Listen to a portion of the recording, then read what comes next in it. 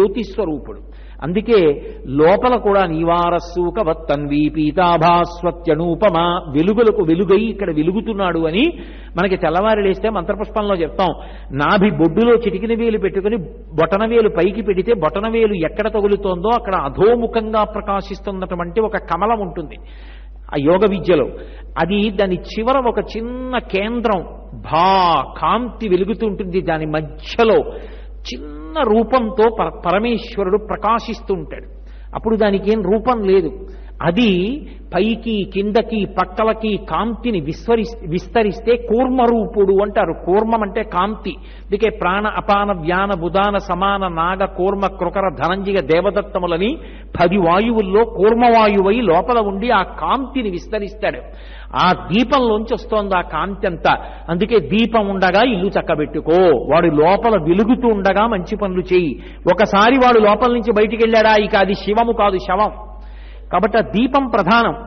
అటువంటి దామోదరుణ్ణి, అటువంటి త్రయంబకుణ్ణి ఆవాహన చెయ్యాలి. దామోదరమావాహయామి లేదా త్రయంబకమావాహయామి అని నమస్కారం చెయ్యాలి. నమస్కరించి మనుష్య జన్మని మనం పొందినందుకు ఆ రోజున సమస్తమైనటువంటి భూతకోటికి మహోపకారం చేసే రోజు. ఒక శ్లోకం చెప్తాడు. కీటాపతంగాహమశకాశ్చ వృక్షాః జలే స్థలే ఏ నివసంతి జీవాః దృష్ట్వా ప్రదీపం నచ జన్మభాగినః భవంతి త్వం శ్వపచాహి విప్రాః అని చెప్పాలోసారి అంతటా చూసి నమస్కారం చెయ్యాలి. ఈ దీపము పరబ్రహ్మం. పుణ్యకర్మాచరణ చెయ్యడానికి అవకాశం లేక అలా పడిపోయి ఉన్నటువంటి ప్రాణులు కొన్ని కోట్లకి కోట్లున్నాయి. అవి ఎక్కడున్నాయి అంటే కీటాపతంగాహమశకాశ్చ వృక్షాః, చిన్న చిన్న పురుగులు, రెక్కలు కలిగినటువంటి పురుగులు, దోమలు, ఈగలు ఎన్నో.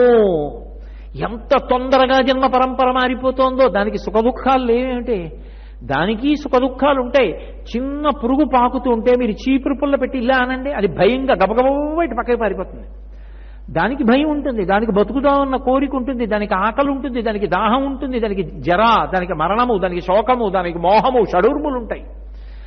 అటువంటి సమస్త ప్రాణులు పుడుతున్నాయి, చస్తున్నాయి, పుడుతున్నాయి, చస్తున్నాయి. పునరపి జననం పునరపి మరణం పునరపి జనని జఠరే చైనం ఇహ సంసారే బహుదుస్తారే కృపయాపారే పాహిమురారే అంటారు శంకర్లు. అలా ఇన్ని జన్మ పరంపరలో తిరుగుతున్నటువంటి ఈ ప్రాణులకు స్వరపేటిక లేదు. అవి భగవన్నామని చెప్పలేవు. తనని తాను ఉద్ధరించుకోలేదు, వేరొకరిని ఉద్ధరించలేదు. కానీ నేను మనుష్యుడిగా పుట్టాను. నేను ఇతర ప్రాణుల్ని ఉద్ధరించడానికి కావలసినటువంటి విభూతి ప్రసరణం జరిగేటటువంటి తిథి కార్తీక పౌర్ణమి. కాబట్టి ఇవాళ నేను వీటన్నిటికీ అనుగ్రహం చెయ్యగలను. ఎలా అనుగ్రహం చెయ్యగలను? కీటాపతంగాహమశకాశ్చ వృక్షాః జలే స్థలే ఏ నివసంతి జీవాః. అవి భూమి మీద ఉన్నవి కావచ్చు, భూమి మీద ఎగురుతున్నవి కావచ్చు, భూమి మీద పాకుతున్నవి కావచ్చు, భూమి మీద పుట్టి దీపం మీద వాలి చచ్చిపోతున్నవి కావచ్చు. స్థలే జలే స్థలే నీళ్లలో పుట్టినవి కావచ్చు, నీళ్లలో ఉన్నవి కావచ్చు, చేపల్లాంటివి, కప్పల్లాంటివి, ఎండ్రకాయల్లాంటివి. నీళ్లలో ఉన్నవి కావచ్చు, కాదు అసలు భూమి మీద పుట్టినా కదలలేనివి కావచ్చు. చెట్టుంది. అందుకే కీటాపతంగాహమశకాశ్చ వృక్షాః. ఒక చెట్టుంది, ఆ చెట్టు ఎందరికో ఉపయోగపడుతుంది. కానీ ఆ చెట్టు తనని తాను రక్షించుకోవడం దానికి ఎంత కష్టం.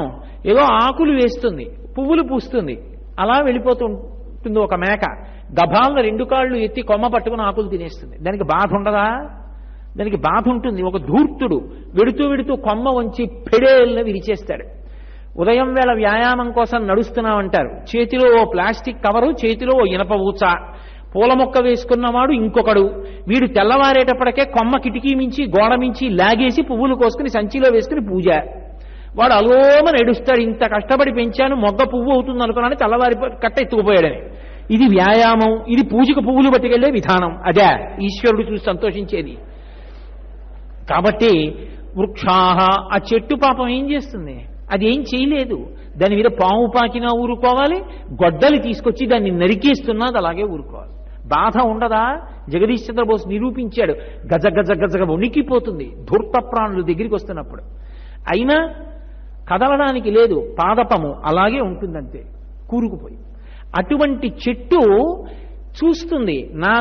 నా దళాలు పట్టుకెళ్ళి పూజ చేస్తున్నారు, నా కొమ్మ పట్టుకెడుతున్నారు, నన్ను వంట చెరుకుగా వాడుకుంటున్నారు, హోమంలో వేస్తున్నారు, కానీ నాకు ఏం అధికారం లేదు. ఇప్పుడు నువ్వు వీటన్నిటినీ వాడుకుంటున్నావు.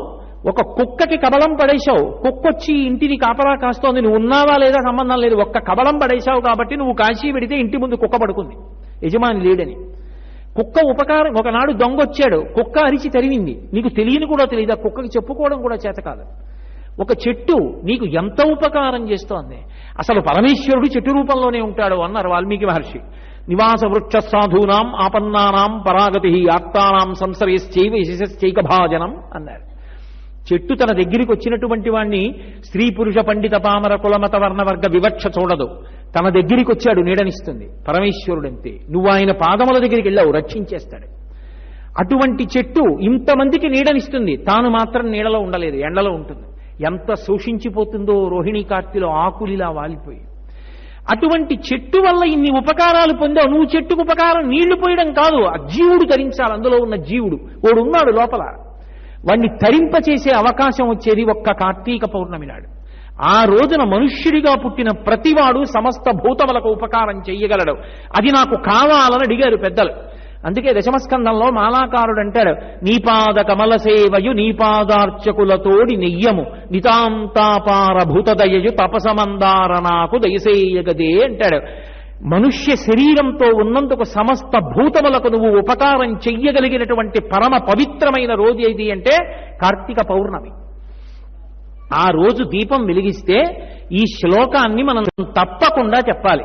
కీటాపతంగాహమశకాశ్చ విప్రాహ జలే స్థలే ఏ నివసంతి జీవాహ. అది నీళ్లలో ఉందా భూమి మీద ఉందా అనవసరం. ఆ జీవులన్నీ కూడా దృష్ట్వా ప్రదీపం నచ జన్మభాగినః, ఈ దీపం వంక అవి చూస్తున్నాయి. అవి చూసిన కారణం చేత ఇక అవి జన్మను పొందకుండుగాక. ఆ రోజుకున్న ప్రాధాన్యత అటువంటిది. నేను మీతో చెప్పాను కదా, కాలంలో ఒక రోజు ఉండేటటువంటి ఆ భగవంతుని యొక్క అనుగ్రహ శక్తిని లెక్క కట్టగలగడం ఋషికి మాత్రమే సాధ్యం, మనకి సాధ్యం కాదు. నేను ఈ మాట అంటే అలా ఎలా సాధ్యం